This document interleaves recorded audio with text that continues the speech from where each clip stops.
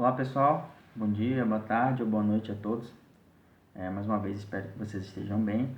Bom, vamos dar continuidade aos assuntos referentes à nossa disciplina, né? E hoje nós vamos falar sobre um fenômeno que concerne um dos assuntos mais importantes da nossa disciplina, né? Que é o assunto referente às perdas de cargas dentro de um sistema, tá? Sou o professor João Luiz Monteiro, da disciplina Hidráulica Agrícola. Vamos lá.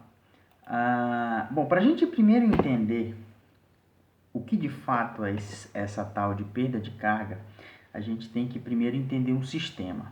Quando eu falo sistema, entenda-se um sistema de tubulação ou vamos levar para a nossa área um sistema de irrigação. Bom, o que é a perda de carga? Vamos imaginar o seguinte, aqui ó, a gente tem uma bomba, tá? E a gente sabe que essa bomba ela vai jogar a água de um ponto específico e levar essa água até outro ponto, ou seja, vai jogar a água de um ponto a outro, né? Isso daí a gente já sabe. Só que imagine o seguinte, essa tubulação que começa aqui na bomba, né, ela tem valores, né, de energia de água diferente ao longo desse sistema, tá? Ou seja, a energia da água que eu tenho aqui, ela é diferente da energia que eu tenho aqui, por exemplo. Ou seja, quando essa água vai escoando ao longo de um sistema, ela vai ficando mais fraca. E por que ela vai ficando mais fraca? Porque ela vai perdendo carga, tá? Então, o que de fato são essas tais perdas de carga? É a perda de energia da água ao longo de um sistema, ou seja, ao longo de uma tubulação. Então, basicamente isso que se resume, a isso se resume perdas de carga. E a gente vai ver que as perdas de carga elas são basicamente classificadas em dois tipos, aquelas que são perdidas continuamente ao longo do sistema e aquelas também que são perdidas em pontos específicos de uma tubulação, né? Principalmente em T's, em filtros, como esse aqui, mas isso a gente vai entender um pouquinho mais para frente, tá? Então, basicamente isso é a perda de carga, é a perda de energia da água ao longo de um sistema. Tá? E é importante a gente saber disso lá para a irrigação. E é por isso, pessoal, que a gente faz projetos de irrigação. Por isso que existe a disciplina de irrigação, de modo a gente entender quais os fenômenos que acontecem ao longo do sistema. Dentro desses fenômenos a gente tem a perda de carga. E é por isso que a gente precisa fazer, por meio de cálculos, o dimensionamento. Imagina a gente determinar uma bomba, só que essa bomba ela não tem força de jogar água daqui até aqui. Por isso a importância de fazer o dimensionamento, né? Porque eu tenho que jogar essa água em todo o meu sistema, tá certo? Então vamos lá.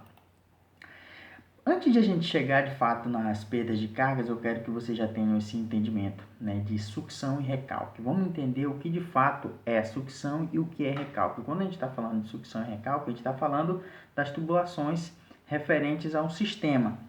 Imagine o seguinte, na verdade, essa diferenciação de sucção e recalque nós vamos precisar quando nós estivermos trabalhando com altura manométrica, vocês vão entender o que é essa tal de altura manométrica, que também é um efeito extremamente importante para a irrigação e principalmente para a hidráulica agora, né? Bom, olha só, aqui a gente tem uma bomba. O que seria essa tubulação de sucção e essa tubulação de recalque? Veja bem, tudo que está da bomba para o local de coleta de água é o que a gente chama de sucção. Então, toda essa tubulação da bomba até o local, até o reservatório onde a gente capta a água, a gente chama de sucção. Tá? Então, toda essa tubulação aqui é o que a gente chama de tubulação de sucção. E da bomba até o reservatório ou local onde eu desejo colocar essa água é o que a gente chama de recalque.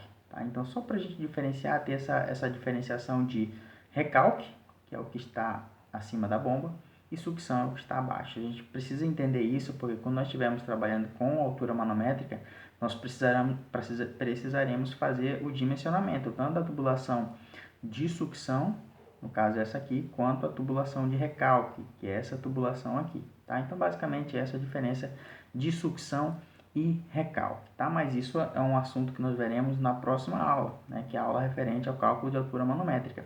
Mas por que eu já estou adiantando isso? A nossa aula agora é de perda de carga.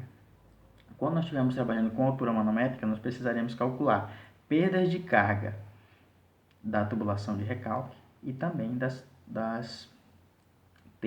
perdas referentes à tubulação de sucção. Então, só para a gente entender, quando eu falar de recalque, é da bomba para cima. Tudo isso aqui, ó, é tubulação de recalque. Sucção é tudo isso aqui, ó, tá? Tubulação de sucção, da bomba para o reservatório de captação, ok? Bom, tendo esse entendimento e a diferenciação de sucção para recalque, essas especificações aqui, elas serão mais detalhadas quando nós estivermos falando de altura manométrica, tá? Por enquanto não se atenham a elas. Bom, então vamos lá. Eu trouxe essa perguntinha aqui para a gente já ter um certo entendimento do que responder quando se tratar de perda de carga. Olha só, em situações reais, a energia da água durante o escoamento não permanece constante. E eu pergunto, por quê? Por que que isso acontece? Tá? Vocês agora já sabem. Então, a energia da água nunca ficará constante ao longo de um sistema de irrigação. Porque acontece um fenômeno. Que fenômeno é esse? É o que nós estamos estudando agora. Tá? Vamos lá. Bom, vamos lá.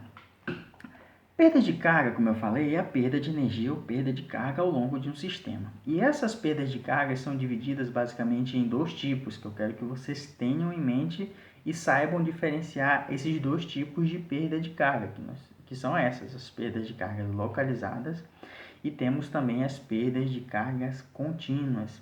Em termos práticos, pessoal, o que a gente precisa calcular para efeito de projeto, isso a gente vai ver lá em irrigação, são principalmente as perdas de carga contínua.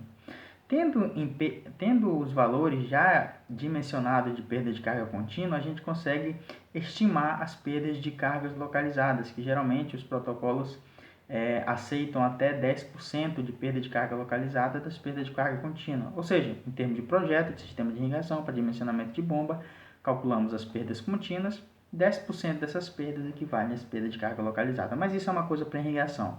Nós precisaremos hoje, na disciplina de hidráulica, dimensionar tanto as contínuas quanto as localizadas, tá? Veja bem, então só para a gente já ter uma ideia qual é a diferença de fato prático, né, entre as perdas de cargas localizadas e as perdas de carga contínua. Veja bem, vamos imaginar essa situação, né, de um sistema de bombeamento urbano.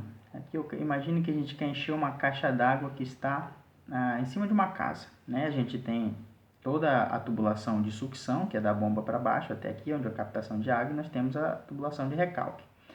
Pessoal, perdas de cargas localizadas são aquelas perdas que acontecem em pontos específicos da tubulação, aqui ó, em joelhos, em registros, em T's, em filtros. Então são aquelas perdas localizadas, o próprio nome ele já é autoexplicativo.